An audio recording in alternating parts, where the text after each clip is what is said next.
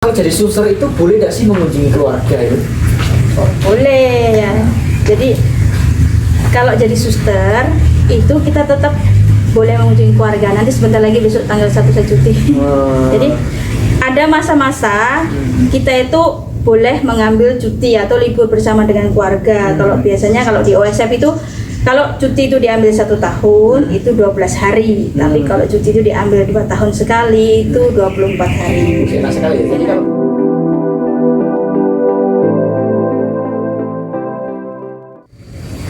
Halo orang muda, salam persaudaraan, tetap semangat dan jangan lupa bahagia. pada kesempatan ini kita akan bincang-bincang seputar panggilan bersama dengan saya Buder Eko FIC.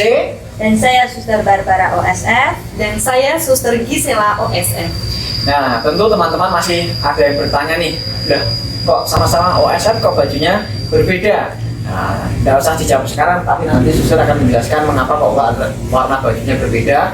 Lalu digunakan kapan sih warna putih, kapan sih digunakan warna abu-abu. Tetapi sebelum lanjut kita akan kenalan terlebih dahulu, meskipun tadi sudah disebutkan namanya, tapi asalnya dari mana, mengapa kok tertarik menjadi suster, apa yang mendasari, apa yang memotivasi, kita akan gali lebih dalam lagi dari Suster Gisela. Halo orang muda, kenalkan nama saya Suster Gisela. Biasanya saya dipanggil Suster Gisel. Saya berasal dari Riau, khususnya tempat di Sumatera, di Perawang. Kalau teman-teman kenal Perawang, daerah Perawang itu daerah kecamatan di Kabupaten Siak ya. Oh, Bruder pernah ke sana, Bruder? belum. Belum. Oh ya, kapan-kapan ke sana ya. Oke, senang sekali tawaran itu. Ya, di sana itu saya tertarik jadi suster karena ikut kegiatan organisasi orang muda Katolik di sana, Bruder. Ya. Nama paroki saya Paroki Santo Yohanes Pembaptis Perawang. Kok kenal suster OSF? Ya karena saya dulu sekolah di sekolahan suster OSF, tepatnya di TK dan SD Marsudiri nih, Oh, Perawang. ada sekolahnya juga di sana. Ada karya pendidikan di sana. Karya pendidikan. Ya. Oke, Suster Gisel dari Riau. Bukan Riau Kepulauan ya? Bukan, saya Riau Daratan. Riau Daratan. Ya. Di darat. Oh, darat gimana ya? Oke, selanjutnya. Halo, perkenalkan saya Suster Barbara OSF. Saya berasal dari Lampung. Jadi saya ini Puja Kusuma, putri Jawa, kelahiran Sumatera. Lalu kenapa saya tertarik menjadi Suster OSF? Di Lampung itu nggak ada Suster OSF, tapi ketika saya berada di Jakarta, disitulah saya tertarik untuk menjadi Suster OSF. Ke Jakarta dalam rangka apa? Ke Jakarta waktu itu sebenarnya dalam rangka bekerja. Disitulah Tuhan memanggil saya, karena saya tinggal di Susteran OSF Tanjung Priok. Tanjung Priok. Oh, jadi lulus SMA Ke Tanjung Priok sebenarnya. untuk bekerja. Ya, bekerja. Setelah itu berjumpa dengan para suster Ya. OSF, terus ada panggilan, muncul panggilan, pengen seperti suster di mana Ya. suster tinggal. Jadi suster-suster OSF itu kan melayani di situ di karya pendidikan. Jadi awalnya sering berjumpa, lalu disitulah saya diingatkan kembali bahwa oh dulu tuh aku pengen jadi suster. Sejak kapan itu? Dulu waktu masih kecil, Ya. waktu masih kecil itu kan ikut sekolah minggu, lalu ada romo-romo yang zaman dulu tuh romo-romo Wondo ya. Itu ceritanya besok besar mau jadi apa, besok besar mau jadi apa. Nah waktu itu ada teman saya sekarang sudah jadi romo David SCD. Nah dia waktu itu menjawab menjadi romo, lalu saya menjawab menjadi suster, lalu teman saya di belakangku menjawab menjadi manten. Maka sekarang dia juga jadi manten. Oh gitu, jadi lengkap ya teman-teman. Lengkap. Ada yang jadi romo, ada yang jadi suster, ada yang berumah tangga, tapi belum ada sih yang jadi bruder. Nah, kalau saya Buder Eko, saya FIC dari kongregasi Buder FIC. Saya juga dari Sumatera Selatan, tepatnya di Kabupaten Oku Timur, itu di perbatasan dengan Lampung Utara. Jadi kami bertiga ini dari Sumatera ya, kita Ya. trio Sumatera. Trio Sumatera Selatan, ini bagian Lampung, di Kepulauan Riau, di Riau Daratan. Jadi ada 3 provinsi yang berbeda dan kita mempunyai satu misi, yaitu untuk keselamatan dan kebahagiaan hidup yang kekal. Jadi teman-teman muda, tadi ada istilah OSF. Apa itu OSF, Suster? OSF itu adalah suster-suster Santo Fransiskus dari Tobat dan Cinta Kasih Kristiani atau biasa dikenal OSF Semarang. Mengapa Semarang? Karena memang waktu kedatangan para suster dari Belanda sana ke Gedangan Semarang. Jadi tepatnya di Semarang. Ada juga OSF Sibolga, itu berada di Sibolga ya, Bruder. Kami beda pendiri, juga beda tempat berdirinya. Kami berdiri di Belanda tahun 1800, tanggal 10 Mei tahun 1835, lalu datang ke Gedangan Semarang itu 5 Februari tahun 1870. 1870. Jadi 30 tahun setelah luar biasa. Jadi 30 setelah didirikannya kongregasi itu datang ke Indonesia untuk melakukan misi pendidikan dan kesehatan ya. Kalau Bruder FIC itu kan di Belanda juga. Jadi kebanyakan kongregasi-kongregasi, baik kongregasi suster, kongregasi Bruder ataupun kongregasi Romo itu kebanyakan lahirnya itu di daerah Eropa. Kalau FIC itu di kota Maastricht, Belanda juga, Belanda bagian kayaknya tetangga itu. Ya, OSF CB Caritas itu namanya hampir berdekatan. Dan di Indonesia pun antara OSF dengan FIC itu selalu berdekatan ya. Contoh kalau di Semarang itu juga ada FIC, di Solo itu bahkan berhadapan-hadapan ya, berhadapan-hadapan, lalu di Boro itu juga. Ini dekat sini juga ada, Bruder. Ya, di Ambarawa. Salatiga itu juga berdekatan, di Ambarawa juga berdekatan. Artinya memang karena dulu itu kita juga memang dilahirkan dalam satu daerah yang sama, jadi mempunyai ikatan persaudaraan yang begitu kuat. Saya rasa itu dulu untuk perkenalan kita pada sesi yang pertama ini. Teman-teman nanti kalau masih ingin berkenalan lebih lanjut, nanti link link alamat, link nomor kontak para susternya akan saya tuliskan di deskripsi paling bawah. Untuk itu sebelum kita lanjut pada sesi yang berikutnya, kita akan menyaksikan tayangan berikut ini.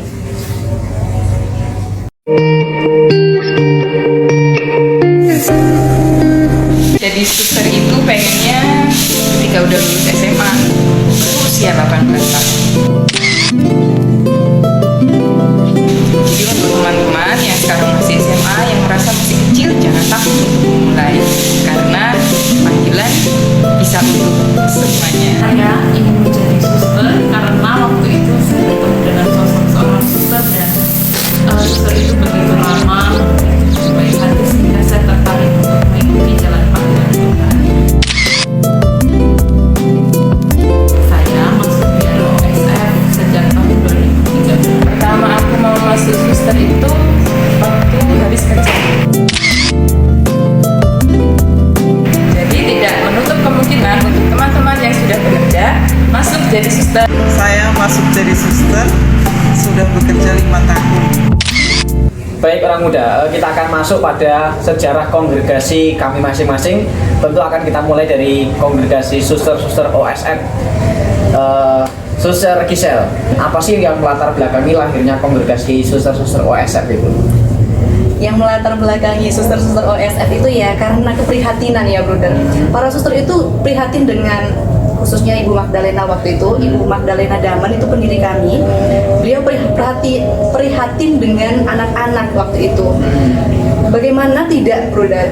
Mereka tidak bersekolah, lalu ya mungkin dengan pendidikan yang seadanya, akhirnya ada muncul rasa harus berbagi.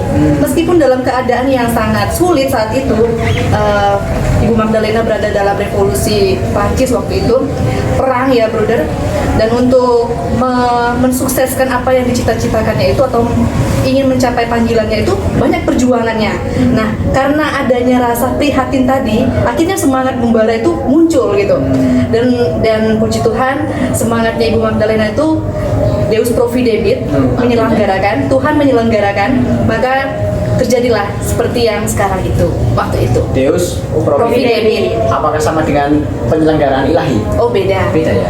Kalau penyelenggaraan ilahi itu kan biasanya ya maknanya itu mungkin sama, Allah yang menyediakan ya, Allah yang menyelenggarakan. Tetapi kami lebih ke Tuhannya akan menyediakan. Jadi segala rencana kita atau segala apa yang kita upayakan itu akan terwujud karena Tuhanlah yang akan menyelenggarakan, seperti itu. Baik, di daerah mana itu didirikannya itu? di Heijten Belanda. Oke, di Belanda juga ya. Tahun berapa suster? 10 Mei 10 Mei tahun 1835. 1835. Jadi pada saat itu terjadi revolusi ya. Perancis. Revolusi Perancis, juga revolusi industri, peralihan dari tenaga manusia ke tenaga mesin, sehingga banyak sekali pengangguran, banyak sekali orang-orang itu tidak bekerja, anak-anak terlantar karena apa? Orang tua sibuk mencari ekonomi, mencari uang, sehingga anak-anak tidak terperhatikan, gelandang dibiarkan tidak bersekolah. Iya, biarkan liar begitu saja. Itu lalu itu kan yang melatar belakangnya. Apakah ketika dalam pendirian itu Ibu Maria Magdalena Diamond itu bekerja sendiri? Oh, tentu saja tidak. Beliau selalu mengandaikan bahwa Tuhan akan memberikan tenaga-tenaga kerja untuk ladangnya gitu. Jadi awalnya memang beliau itu kerja dengan seorang suster. Nah, lama-kelamaan karena itu sudah berkembang, akhirnya banyak pemudi-pemudi yang bergabung bersama beliau. Kalau tadi saya mendengar bahwa OSF itu didirikan atas dasar keprihatinan sosial ya. Banyak anak-anak tidak sekolah, banyak anak-anak tidak terurus oleh orang tuanya, maka ada muncul keprihatinan dalam diri Mother Magdalena Diamond ya. Tadi terus muncul, wah kasihan nih anak-anak, maka saya dampingi, saya didik dalam diwadahi sehingga muncul suatu kongregasi baru yaitu suster-suster OSF. Prinsipnya lahirnya Buder-Buder EWC sama, di latar belakang karena keprihatinan masyarakat sekitar di kota Maastricht itu juga seperti itu. Banyak anak-anak yang tidak sekolah, banyak anak-anak yang menjadi gelandangan, tidak terurus oleh orang tuanya karena apa? Orang tua sibuk bekerja, orang tua sibuk mencari uang, orang tua sibuk untuk bagaimana bisa hidup, sehingga anaknya terabaikan. Dari situlah kalau di Buder EWC itu kan Monsinyur Rutten, Romo Rutten atau Pastor Rutten, itu kan pastor Projo ya, Projo kota Maastricht. Dia juga mengalami ketergerakan hati melihat situasi masyarakat yang seperti itu. Dia itu orang kaya, bapaknya punya perusahaan pabrik bir. Jadi di kota Maastricht dia orang kaya. Maka dia itu sebenarnya kan kalau kita melihat dia orang kaya, lah bingung tuh hartanya untuk apa? Hartanya untuk apa? Dia pastor. Terus ya sudah, dari harta kekayaan yang ia miliki dari warisan dari orang tuanya dia gunakan untuk perbuatan baik, untuk menyelamatkan jiwa-jiwa. Maka sampai sekarang itu kan prinsip keselamatan jiwa-jiwa itu menjadi salah satu spiritnya Buder EWC ya. Spiritnya Buder EWC adalah keselamatan jiwa-jiwa, ingin menyelamatkan jiwa-jiwa anak-anak. Keselamatan jiwa itu jangan dimaknai sebagai keselamatan secara fisik ya. Oh, kalau nggak selamat jiwanya maka mati, bukan seperti itu, tapi mati semangat. Itu yang ingin diselamatkan oleh Buder-Buder EWC. Lalu di kongregasi itu kan tentu setelah berdiri itu kan mereka akan banyak pengikutnya ya. Banyak yang mengikuti langkah para pendiri kita, dari Mother Magdalena Diamond, dari Monsinyur Rutten tuh banyak sekali yang mengikuti sampai berkembang pesat, karya pendidikannya, karya pelayanan juga berkembang pesat. Lalu meminta kepada Mother Aloysia untuk mengirim beberapa suster datang ke Gedangan Semarang. Saat itu sudah diberikan tawaran oleh Suster Aloysia, siapa suster yang bersedia berangkat. Ada 10 ya, ada 10 suster yang berangkat, tetapi di tengah perjalanan itu ada satu suster yang sakit. Maka Mother Aloysia mengantar satu suster itu untuk bergabung. Nah, ketika suster yang satu itu bergabung, dia sehat, sehingga jadinya ada 11 suster datang ke Indonesia. Jadi kalau teman-teman berkunjung di komunitas Gedangan itu akan ada nama-namanya suster di situ, 11 suster. 11 suster. Kalau Buder EWC itu ada 5. Jadi perjalanan dari Belanda menuju Indonesia itu kan dimulai perjalanannya datang ke Indonesia itu tanggal 19 September 1920.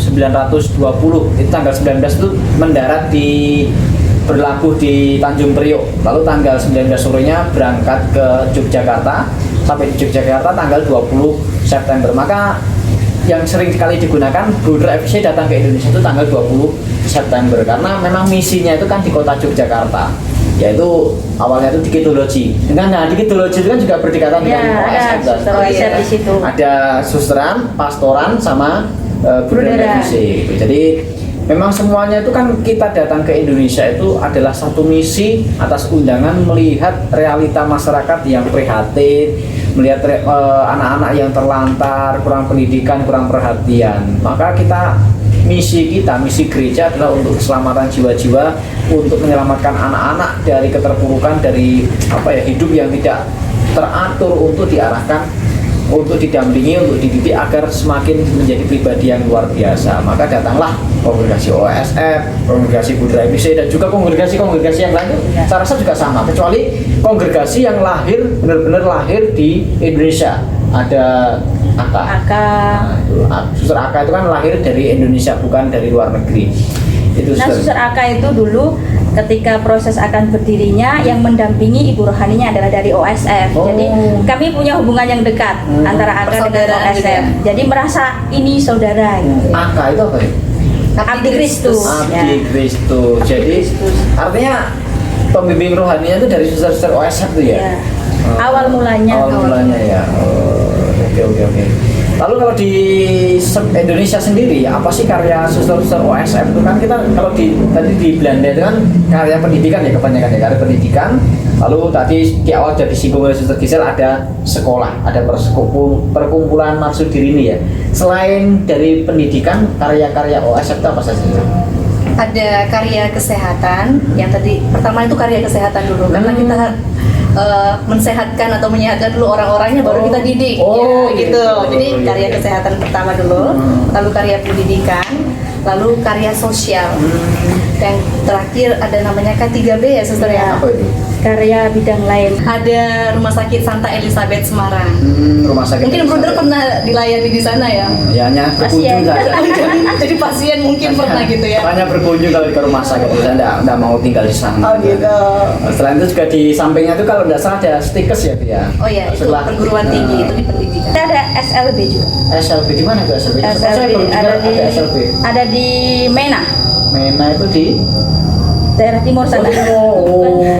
di daerah Flores sana ya ada SLB juga. Saya baru tahu kalau OSF juga Ada. mendirikan Itu satu-satunya kami punya SLB. Kami kalau Putra EBC juga punya SLB, namanya SLB Pangudi Luhur Kembangan di Jakarta. Oh, ada juga ya? Ada, kami mulai dari TK atau pra-TK sampai SMA. Itu ya kalau yang tingkat SMA itu mirip-mirip SMK akhirnya, karena mereka harus penjurusan. Ada yang bidang IT, ada yang batik, diberikan keterampilan-keterampilan. Karena kalau untuk anak-anak SLB itu kan harapannya setelah lulus SMA itu sudah terampil bekerja. Baik suster, tadi sudah kita banyak bercerita terkait dengan karya sosial, karya pelayanan suster-suster OSF. Itu lebih pada bidang kesehatan ya, kebanyakan spiritnya adalah bidang kesehatan. Di EBC itu juga spiritnya adalah bidang pendidikan. Maka dulu itu Putra EBC juga ada yang disekolahkan di keperawatan. Tujuannya untuk bidang kesehatan, untuk melayani budu-budu yang lansia. Ternyata nggak jadi, nggak berjalan. Karena apa? Memang spirit kita itu bukan untuk kesehatan, tapi kita lebih pada bidang pendidikan. Jadi banyak ada beberapa buder itu yang disekolahkan di keperawatan juga tidak berjalan, tidak dipakai. Setelah keperawatan malah beralih ke teologi. Jadi D3-nya keperawatan, lanjut S1-nya itu teologi. Jadi merawat badan lalu merawat jiwa. Wah, luar biasa. Keren ya. Rohani ya, jiwa ya. itu di rumah sakit. Oh iya, juga. rohani ya, keren ya. Rohani itu. Tapi di FIC itu ada rumah sakit nggak? Tidak punya, kami tidak punya rumah sakit, dan kami juga tidak punya klinik, karena memang kami itu mendirikan kongregasi ini bukan untuk Fokusnya ke pendidikan gitu ya? dan pembinaan. Mungkin kayak apa ya, suster-suster Ursulin mungkin gitu ya? Kemungkinan besar seperti itu. Lalu sekarang itu kami juga merintis karya baru, yaitu Panti Jompo atau Gria Tias Dalem. Gria Tias Dalem itu ya kita kerjasama dengan suster-suster Hati Kudus di daerah Semarang juga. Dulu bekas SMK Tarsisius, sekarang diubah menjadi calon karya baru, yaitu untuk orang-orang yang lansia. Nanti ada di daerah Semarang. Tadi kalau OSF tadi kan ada istilah Santo Fransiskus. Nah, kalau biasanya kalau Fransiskanes, nah ini kan berbicara soal spiritnya Santo Fransiskus ya. Fransiskanes itu ada Caritas juga Fransiskanes, lalu SFD juga Fransiskanes, OSF juga Fransiskanes. Dan mereka itu kan menggunakan salibnya itu kan seperti huruf T. Tahu. Nah, kenapa kalau suster salibnya tidak seperti huruf T, bahkan itu malah kotak itu ya? Kan kotak-kotak. Ini namanya salib San Damiano, Bruder. Salib San Damiano. Ya, kalau mereka pakai T itu mungkin T itu artinya lambang taubat. Jadi apa ya? Identitas kami adalah pertobatan. Nah, sedangkan kami menggunakan salib San Damiano ini itu karena dulu bapak kami Santo Fransiskus itu awal mula pertobatannya itu dia menemukan salib San Damiano. Jadi itu seperti petunjuk bagi beliau untuk melakukan pertobatan. Nah, dimulai dari situ maka kami para pengikutnya atau putri-putrinya mengikuti teladan bapak kami Santo Fransiskus dengan menggunakan ini. Ini yang kami kalungkan. Mungkin Suster Barbara bisa menjelaskan makna habit kita ini. Saya tambahin sedikit soal salib tadi. Jadi Bruder menggunakan salib San Damiano ini untuk Provinsi Tritunggal Maha Kudus Indonesia, yang di Indonesia. Tapi beberapa suster kami yang ada di Polandia, yang ada di Roma itu menggunakan tau. Karena memang Fransiskan itu memang identitasnya itu memang tau. Jadi seperti tadi sudah disampaikan oleh Suster Gisela bahwa Santo Fransiskus bertobat di depan salib San Damiano dengan pesannya apa Suster Gisela? Perbaikilah gerejaku. Jadi diharapkan kita itu semakin hari semakin mampu terlibat untuk memperbaiki gereja. Tapi gereja bukan arti Ya, fisik ya, bukan berarti gedung-gedung itu bukan. Karena kalau susah-susah suruh memperbaiki gereja juga tidak bisa ya. Tentang melorot, tembok, mengelupas. Mungkin ngangkat batu-batu masih bisa. Tapi kalau yang naik-naik gereja itu yang dimaksud kita- adalah gereja semangatnya, yaitu gereja itu adalah suatu persekutuan umat, itu adalah disebut sebagai gereja. Jadi misinya baik. Kalau soal jubah, Suster, ini kan ada jubahnya juga dua warna atau ada Dua tiga warna. Dua warna. dua ini. Nah, kalau yang putih maknanya apa? Yang abu-abu ini maknanya apa? Lalu kapan memakai abu-abu, kapan memakai putih? Pasti ada aturannya, ada regulanya itu ya, diatur dalam regula itu ya pasti ada. Ini jubah abu-abu ini pakai untuk perjalanan, Bunda. Untuk perjalanan atau memang untuk suatu kegiatan yang ada di luar komunitas. Jadi biasa dipakai seperti itu, abu-abu. Saya juga baru tahu kalau yang dipakai ini namanya habit. Habit. Kalau yang kerudungnya namanya Slayer. Slayer. Mungkin saya jelaskan sedikit Wah. Brother, tentang makna ini semua ya. Mulai dari Slayer. Ini kalau kita lihat ini Slayer ini artinya kami mengingkari dunia. Ini kan aurat. Nah, kalau orang saudara kita mengatakan itu aurat. Jadi kami mengingkarinya. Maka ini Slayer ya kan. Lalu bisa dilihat ini kerannya begini. Nah, ini tuh waktu suster-suster datang ke sini tuh kan pakai kapal Jacoba Cornelia. Nah, lambangnya ini supaya kami juga mau ditarik oleh maksudnya gini, kita ditarik untuk mau melayani. Jadi berlayar kemana aja untuk keselamatan banyak orang seperti Ini itu. loh kan kayak Ini terinspirasi perjalanan menuju Indonesia itu Iya, ya. gitu. Nah, untuk ini mungkin perlu diperagakan ya. Kapulir. Nah, seperti ini. Nah, ini seperti ini. Bentuknya salib. Nah, kalau digini kan Ini kayak tahu ini Bruder Ini tahu. tahu salib ya, ta. Nah, untuk salibnya itu ini nanti akan kita terima setelah mengucapkan kaul pertama.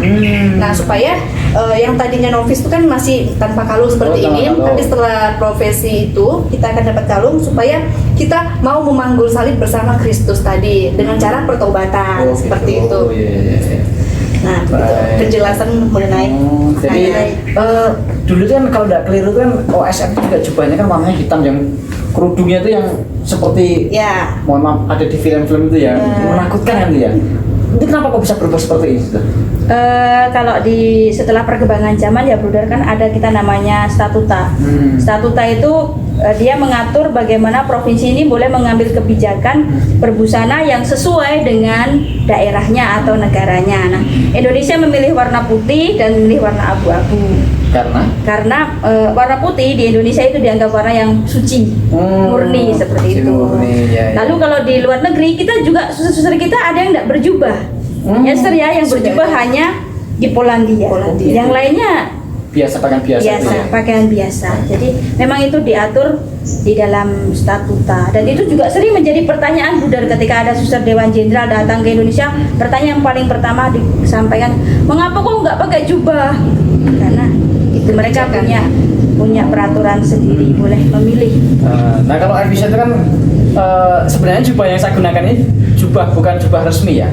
Kalau jubah resminya harusnya ada skapulirnya, seperti Batman-nya, seperti kalau di depan sudah dulu. Tapi kan kalau kami terpisah, bisa dilepas. Oh. Ada pakai skapulir, juga ada bandelirnya itu sabuknya itu ada sabuknya.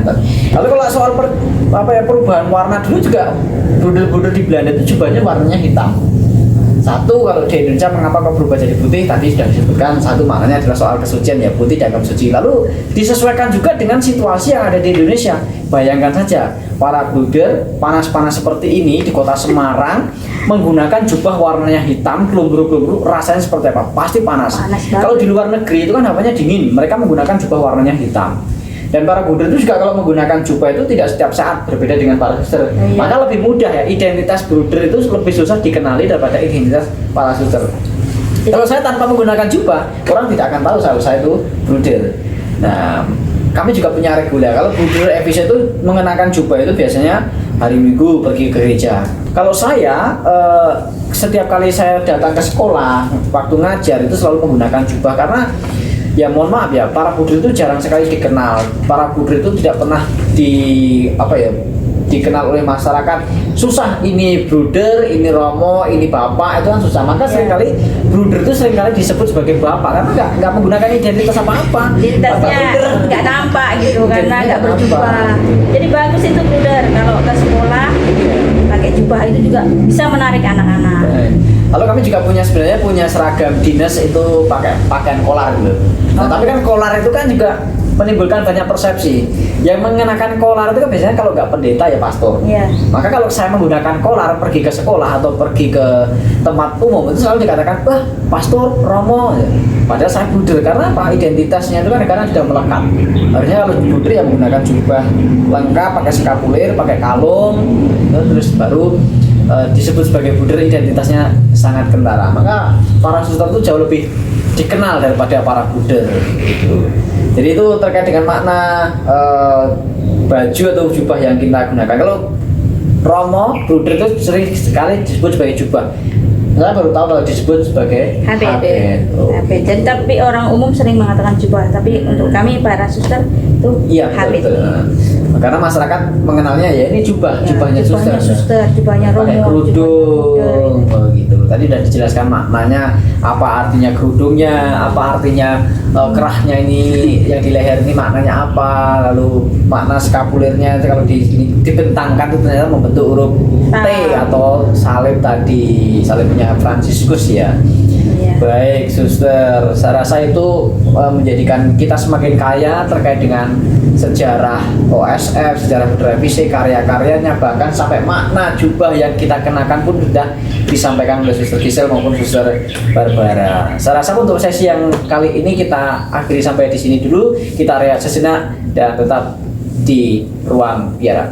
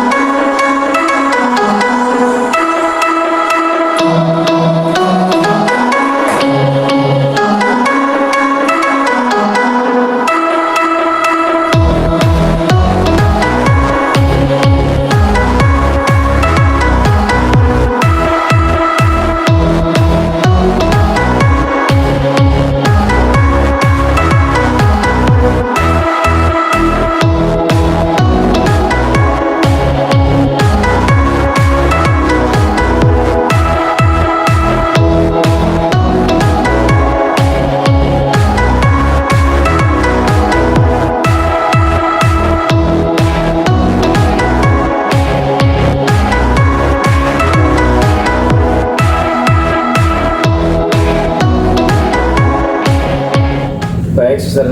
Tadi kita sudah banyak berbicara soal karya, soal sejarah kongregasi, lalu soal kehadiran dari Belanda ke Indonesia.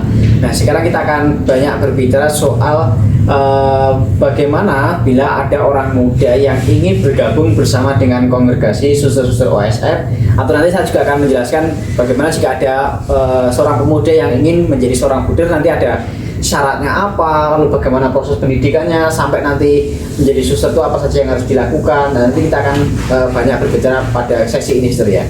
Kalau di kongregasi OSF misalkan ada perempuan, ada seorang pemudi yang ingin menjadi seorang suster, kira-kira apa saja syarat-syarat yang harus dipenuhi agar bisa diterima menjadi seorang suster?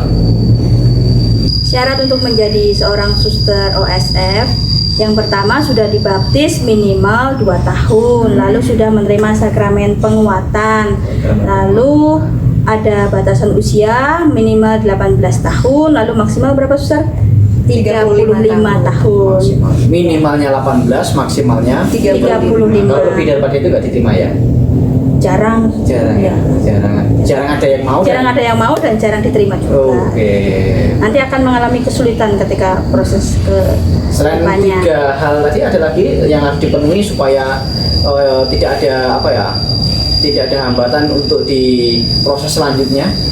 Ada syarat administratif, Buder. Jadi seperti rekomendasi dari pastor paroki, lalu surat izin dari kedua orang tua. Lalu kalau yang dari calon-calon dari daerah timur itu biasanya ada belis ya. Itu ada pelepasan belis itu.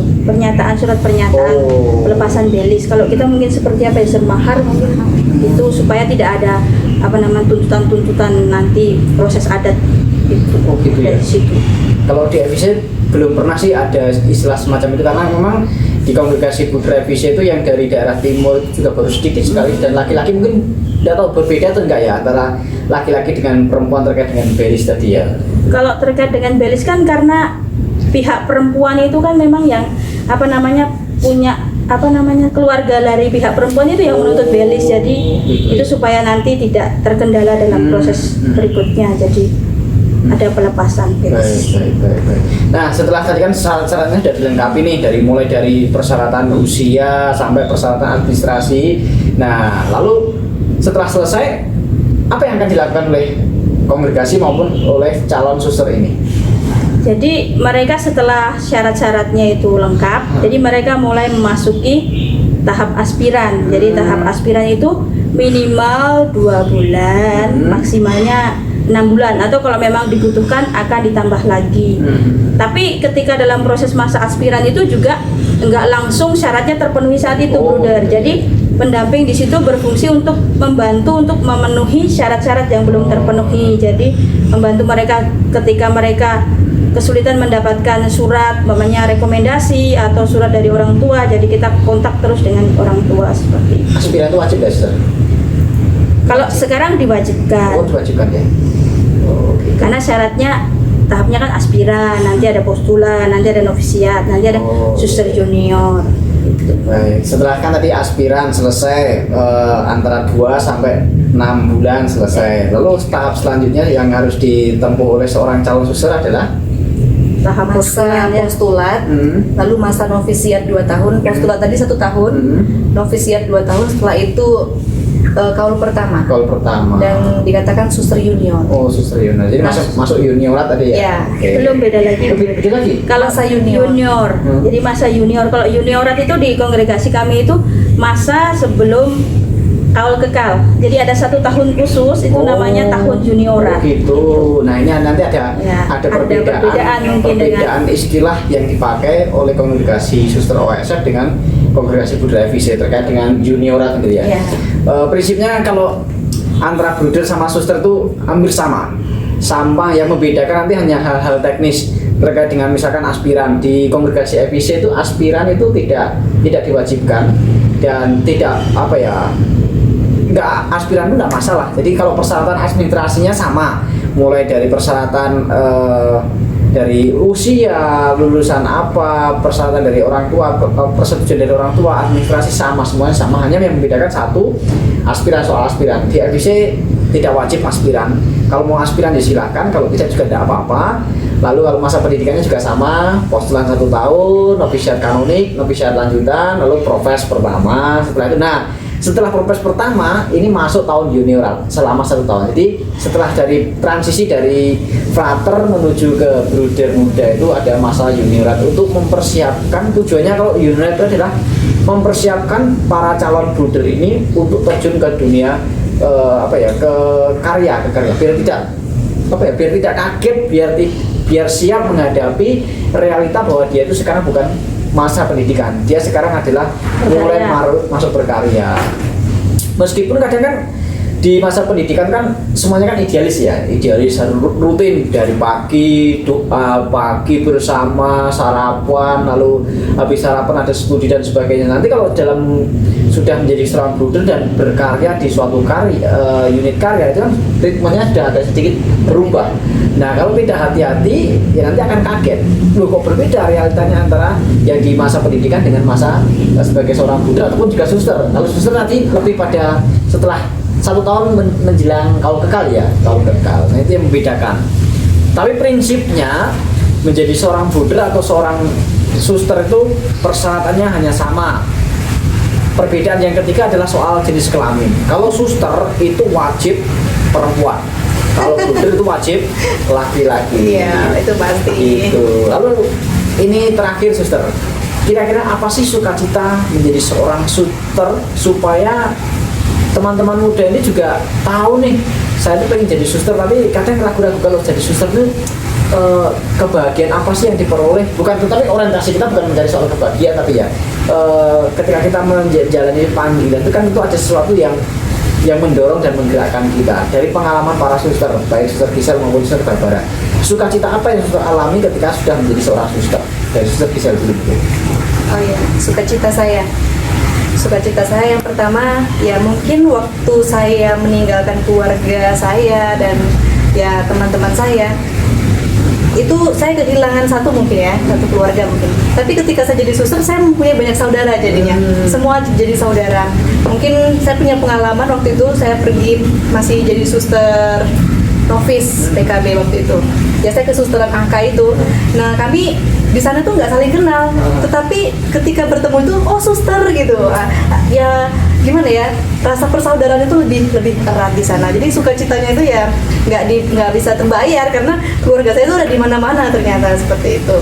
Lalu yang untuk itu kebahagiaan yang bisa dilihat oleh mata, tapi kalau untuk kebahagiaan batin, saya merasa bahwa waktu saya masih anak muda ya, saya tuh kan sekarang juga masih muda sebenarnya. Saya masih muda. Banyak oke lah organisasi dengan yang lain, dengan teman-teman itu hura-hura katakanlah begitu ya. Itu ternyata setelah saya jadi suster ini saya merasa bahwa ternyata ada kebahagiaan yang jauh lebih dalam daripada hura-hura seperti itu. Dalam biara ini kami di sini melatih keheningan. Nah, keheningan batin itu di mana saya tuh sungguh-sungguh ada bersama Allah dalam kontemplasi seperti itu. Nah, kalau dulu waktu saya masih anak SMA seperti itu, kegiatan itu nomor satu. Kegiatan itu nomor satu karena memang saya kalau ketemu teman-teman tuh hai kan senang-senang banget gitu ya. Tapi ketika saya jadi suster itu kalau nggak berdoa itu rasanya ada yang kurang, ada yang sesuatu yang kehilangan sesuatu pokoknya. Tapi setelah saya renung-renungkan, setelah saya jadi suster itu ternyata selama ini apa yang saya cari itu ada di sini seperti itu. Jadi kebahagiaan yang nggak bisa saya ungkapkan dengan kata-kata, tapi saya rasakan dalam keheningan batin itu. Jadi betul yang dikatakan Injil ya. Barang siapa meninggalkan ayah, ibu, saudara, laki-laki, perempuan, ladang, sawah, rumahnya. Iya betul. Mengikuti Yesus, maka dia akan mendapatkan 100 kali lipat. Ini mau ditambah 1000. 100 kali lipatnya. Tapi tentu saudara dalam konteks yang berbeda. Iya betul. Harta yang di konteks juga berbeda. Bukan soal harta milik, tapi harta yang kita pergunakan untuk kemuliaan Tuhan tadi. Soal rumah kita juga tidak usah pusing. Ya betul. Rumahnya banyak. Di mana ada rumah, tetapi itu bukan milik pribadi, tapi itu yang kita pergunakan untuk pelayanan. Ya. Lalu terakhir yang kedua itu kan soal kebahagiaan ya, kebahagiaan batin. Memang spiritnya roh yang menggerakkan kita menjadi seorang bruder, dan kebahagiaannya adalah Ya tadi kalau kita nggak berdoa ya itu menjadikan kekuatan bagi kita kan. Ya apa bedanya kalau kita nggak berdoa dengan pekerja?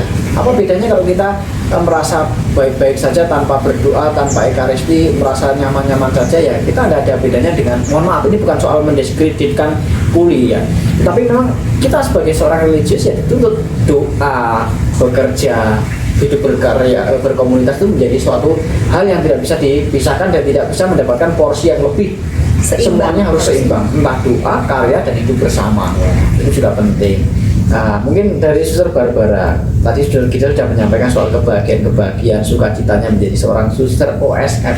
Kalau Suster Barbara sekarang ini kan menjalani tugas perutusan untuk mendampingi calon-calon suster. Iya. Tapi ada satu pertanyaan, Suster. Kalau jadi suster itu boleh nggak sih mengunjungi keluarga itu? Oh, boleh ya. Jadi kalau jadi suster itu kita tetap boleh mengunjungi keluarga. Nanti sebentar lagi besok tanggal 1 saya cuti. Jadi ada masa-masa kita itu boleh mengambil cuti atau libur bersama dengan keluarga. Kalau biasanya kalau di OSF itu kalau cuti itu diambil 1 tahun itu 12 hari. Tapi kalau cuti itu diambil 2 tahun sekali itu 24 hari. Enak sekali ya. Jadi Enak. kalau 2 tahun sekali cutinya 24 hari. Hampir sebulan loh. Hampir satu bulan. Luar biasa. Enak sekali ya. Kalau di kongregasi FIC itu tidak ada cuti. Tidak ada cuti dan tidak wajib cuti. Yang ada adalah kunjungan keluarga. Jadi kunjungan keluarga kalau para putri itu nggak diatur. Oh kalau nggak diambil hangus ya. Kalau seseorang kan juga kadang ada yang hangus ya. Oh 2 tahun nih, 2 tahun nggak diambil. Maka nanti akan tak kumpulkan sampai 3 tahun terus menjadi 36 hari kan nggak boleh kan? Artinya hangus kan ya. Kalau di Budi Revisi tidak. Jadi setiap saat mengunjungi orang tua itu boleh asal tidak mengganggu rutinitas, tidak mengganggu karya, tidak mengganggu hidup bersama, tidak mengganggu hidup doa, itu boleh saja. Misalkan ketika saya bertugas di Sumatera, itu kan jarak antara biara dengan rumah itu kan hanya sekitar 5 menit ya, 5 menit sampai 7 menit. Jadi setiap 3 hari sekali saya itu kunjungan ke rumah. Ya kebetulan saya tugas di asrama waktu itu ya, pulang ke rumah sambil ngambil sayuran untuk anak-anak untuk asrama. Tapi ya berangkat pagi, pulang sore itu diperbolehkan asal tidak mengganggu kegiatan kebersamaan dalam biara. Itu kalau budaya FIC. Saya rasa antara OSF dengan suster-suster yang lain itu juga hampir sama ya, ada jatah cuti. Jadi teman-teman muda bagi yang ingin jadi suster jangan takut nanti kan ada yang apa ya? Oh nanti kalau jadi suster kamu nggak bisa pulang, kamu nggak bisa mengunjungi keluarga, nanti orang tuanya akan ditinggalkan selamanya. Tidak. Karena ketika kita menjadi seorang suster, justru kita diberikan perhatian, diberikan waktu khusus untuk memberikan perhatian kepada keluarga. Karena bagaimanapun juga kita ada saat ini juga karena keluarga. Jadi saya tambahin Bruder. Jadi kalau kami itu memang ada waktu untuk cuti. Tetapi ketika di dalam keluarga itu ada kebutuhan mendesak, contohnya ada kakak menikah atau ada yang meninggal gitu, kita diberi kesempatan untuk mengunjungi keluarga. Jadi pengalaman saya ketika saya sudah masuk menjadi seorang suster itu, saya justru seperti Bunda tadi katakan, justru semakin merasa dekat dengan keluarga. Justru ketika saya mengalami keluarga saya mengalami kesulitan atau memberi informasi begini-begini, saya bisa memberi perhatian justru lebih cepat gitu. Tapi itu mengambil hak cuti nggak? Artinya pergi ke rumah, kunjungan ke rumah di luar dari jatah cuti. Di luar dari jatah. Ngambil kepotong nggak? Itu nggak? Tidak sih, tidak. Karena itu kan di luar dari mendesak kebutuhan kita. Jadi kayak mendesak gitu ya. Insidental ya. Jadi diperbolehkan. Tidak usah khawatir. Itu kan salah satu ketakutan bahkan bukan hanya orang muda ya. Orang tuanya pun juga gitu. Kadang ada orang tua yang takut ditinggalkan anaknya. Oh jadi suster nanti saya nggak ada yang memperhatikan. Lalu kadang juga ada alasan misalkan anaknya hanya 2, lalu nanti kalau ada saya jadi suster, lalu siapa nanti tuan saya bagaimana, siapa yang akan memperhatikan saya? Jangan khawatir, justru ketika kita menjadi seorang biarawati, kita memberikan waktu yang khusus perhatiannya kepada orang tua. Karena kita tidak memikirkan istri, tidak memikirkan anak, tidak memikirkan suami. Kita justru mempunyai banyak waktu untuk memperhatikan keluarga. Tapi tentu perhatian kita bukan soal materi. Kehadiran, sapaan, kedekatan itu. Ya itu juga pengalaman-pengalaman bagi para budur juga seperti itu sih. Jadi dulu saya juga tidak diperbolehkan ya jadi buder itu ibu saya itu juga nggak setuju kalau saya jadi buder karena saya anak pertama harapannya juga mau adiknya membantu keluarga dan sebagainya. Saya hanya mengatakan Pak Yoyo kalau saya tidak jadi buder terus saya akan bisa membantu. Dan kadang kan alasan-alasan semacam ini kadang dipergunakan oleh para buder yang mengalami kebundaan dalam panggilan.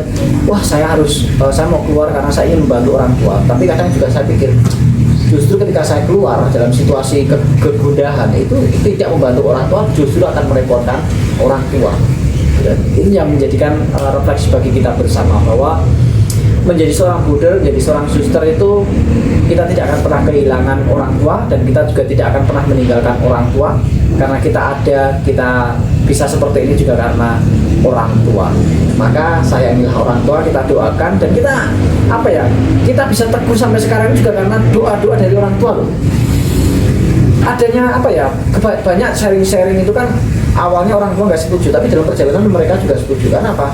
Kita saling mendoakan, saling meneguhkan, saling mendukung dan saling menginspirasi sehingga dalam perjalanan itu orang tua juga luluh hatinya yang awalnya bersitegang, bersikukuh bahwa nggak boleh, tapi lama-lama juga diperbolehkan karena mereka belum punya pengalaman ya, orang tua belum punya pengalaman ketika anaknya jadi biarawati. Itu saja sih yang bisa kita sampaikan pada kesempatan ini Suster ya.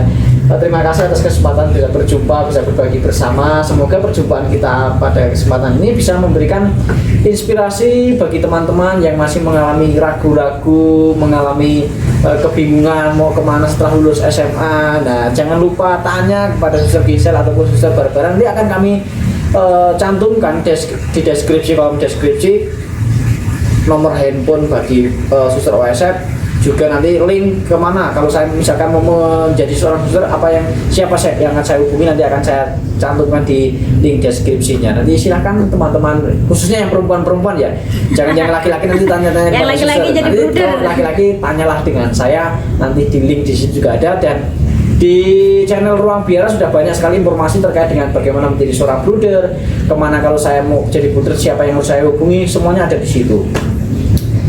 Terima kasih atas kesempatan pada siang hari ini. Lain kali kita bisa berbincang-bincang lagi dengan tema yang berbeda dan tetap kita membagikan sukacita, membagikan pengalaman. Semoga orang lain juga terinspirasi dari apa yang kita alami saat ini sehingga akhirnya nanti kita dikirimkan pekerja-pekerja di ladang luar untuk menuai panenannya. Terima kasih Suster Gisel, Suster Barbara untuk kesempatan perjumpaan pada siang hari ini. Dan saya juga berdoa untuk teman-teman, semoga pelih panggilan tetap tumbuh di dalam hati Anda semuanya. Orang tua juga diberikan rahmat kesehatan dan tetap mendukung apa yang menjadi niat baik bagi teman-teman. Jumpa lagi lain kesempatan dan tetap sehat, tetap bahagia. Salam persaudaraan.